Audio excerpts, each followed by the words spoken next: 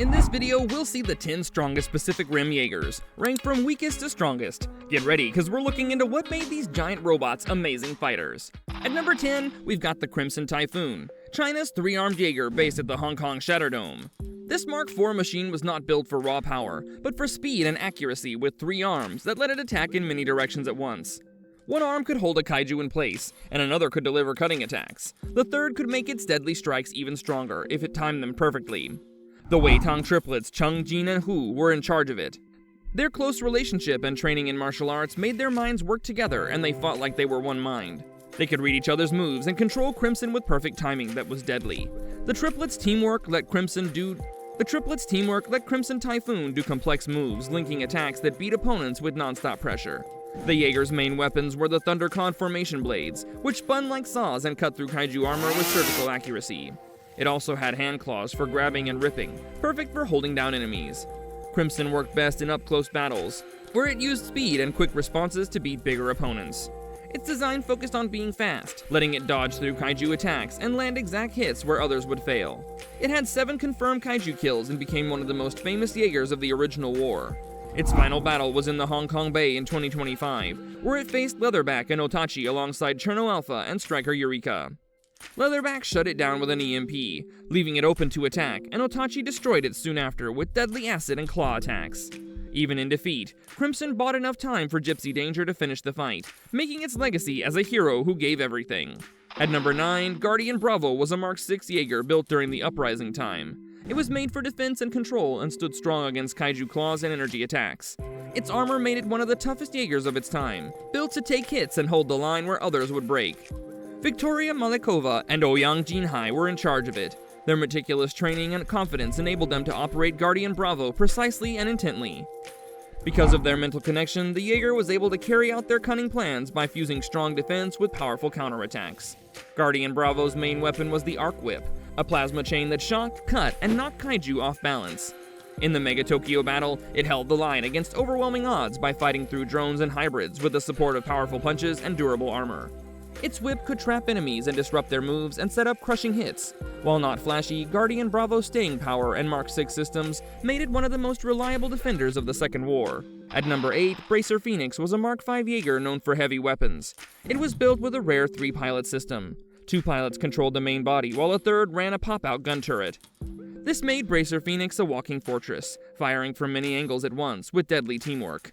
At various points during the Uprising, Victoria Malekova, Ouyang Jinhai, and Amara Namani were in charge of it.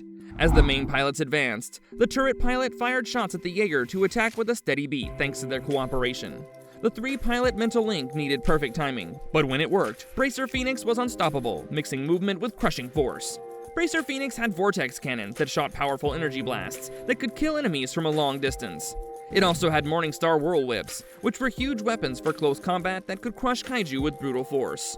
During the 2035 Sydney Shatterdome attack, it fired non-stop shots that tore through kaiju Jaeger mixes and drones. The turret pilot shot down drones in the middle of a battle while the main pilots fought with a huge mix. This showed that the Jaeger could fight on many fronts. It was strong because it had a lot of firepower and worked well together.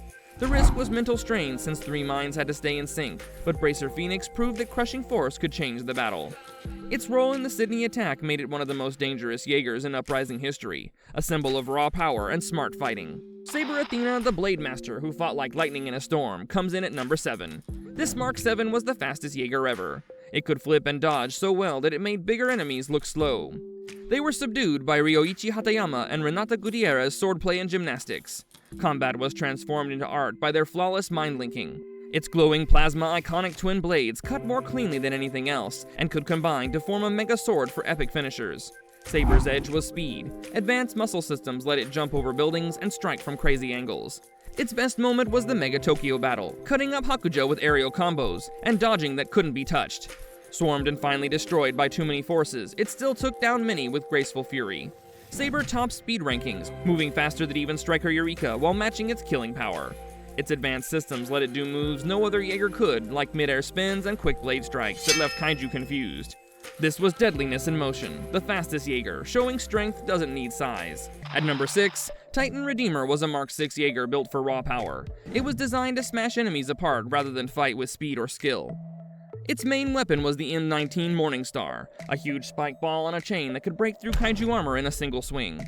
It also carried a wrecking ball launcher for ranged attacks, hitting with the force of collapsing concrete. Titan Redeemer's pilots were never named in the film, but extended lore later referred to them as the Deacon Twins, friends of Herc Hansen. Whoever sat in the con pod, the Jaeger fought like a wrecking machine, charging forward and swinging with brutal force. During the Sydney Shatterdome attack in 2035, it smashed through kaiju Jaeger hybrids before being overwhelmed by drones. Even then, its close-range strikes showed why it was feared during the Uprising era. Titan Redeemer's strength was toughness and destruction. Where lighter Jaegers like Saber Athena relied on speed, Titan Redeemer won battles by sheer impact, a fighter remembered for its brute force brawling. At number 5, Cherno Alpha was Russia's Mark I powerhouse. It was a siege machine built in the early days of the Kaiju War to survive longer than any other Jaeger. It was controlled by Sasha and Alexis Kaidanovsky.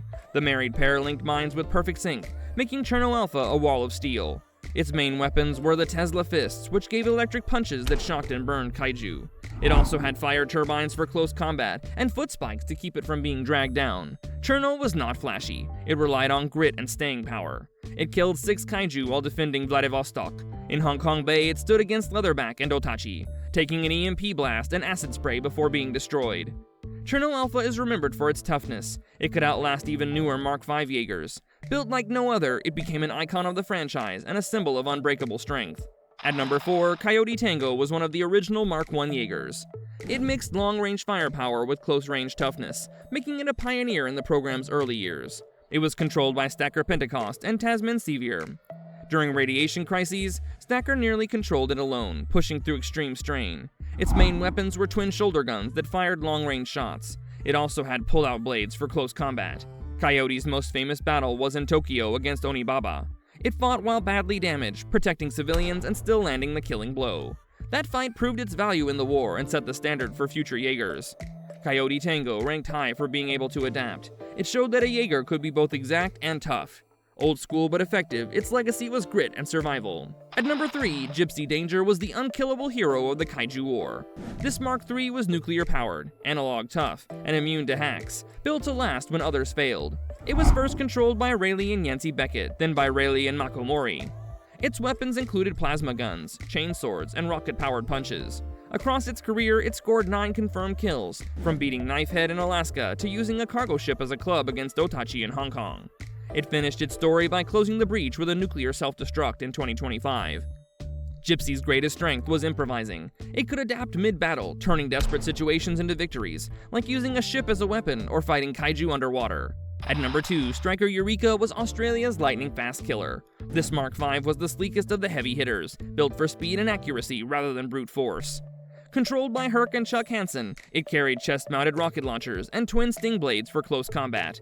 Across its career, it racked up 11 confirmed kills, the highest in the Jaeger program. Its defining moment came in the Battle of the Breach, where it sacrificed itself in a self-destruct to clear the way for Gipsy Danger's final run. Striker's style was all about speed and power, beating kaiju with quick strikes and non-stop offense. With unmatched kill records and top tech, Striker Eureka stands at the peak of Mark V design, a true champion of the program. At the top, Obsidian Fury was the rogue nightmare that rewrote the rules. This black armored Jaeger had no human pilots at all. It was powered by a cloned kaiju brain, cybernetically linked to the precursor's hive mind. That made it a drone of the enemy, controlled from beyond the breach. Its weapons were terrifying: dual plasma chainsaws that could slice through Jaeger armor, missile pods hidden in its shoulders, and a chest-mounted particle charger that fired devastating blasts. On top of that, it carried signal jammers that blocked communications, cutting allies off in mid-battle. In the Sydney ambush, Obsidian Fury fought with speed and accuracy to match Gipsy Avenger, forcing Jake and Nate into a desperate fight. It nearly killed them more than once, proving it was built as a perfect counter to the program's strongest Jaegers. Obsidian Fury's strength was total battlefield control, a boss-level weapon born from the enemy itself. More than just a rogue Jaeger, it was a warning that the kaiju could twist human technology against its creators. If you like this video, don't forget to subscribe, and you might also enjoy watching these. Thanks for watching!